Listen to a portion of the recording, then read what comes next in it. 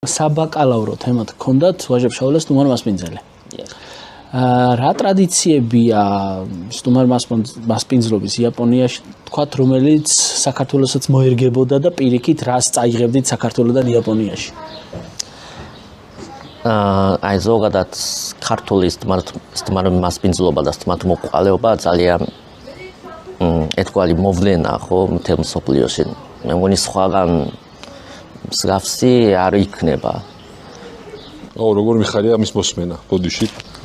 არა, იცი. იაპონიაში ჩვენც ხო გარკვეულ დონეზე ვართ ხო სტუმართმოყვარეობაზე, მაგრამ აი იმ პოემაში სტუმარ მასპინძელში როგორც წერია, ისეთი მაგალ საფეხურზე არ არის ხო. და საერთოდ დამოუკიდებელი და განსაკუთრებული მოვლენა ჩემი აზრით რა.